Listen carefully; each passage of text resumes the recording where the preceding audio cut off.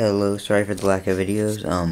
I was out of town getting this right here, 4-core Mac Pro. You'll see a complete tour of that later on. But I just want to make a little interesting video. I just took this out of the sleeve right here. This mouse is the one that came with that computer. Batteries are in it, and I've tried different batteries.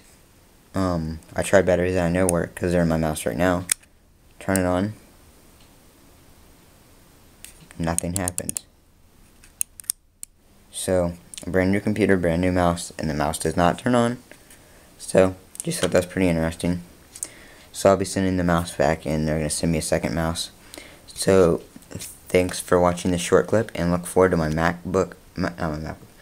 Pro tour tomorrow.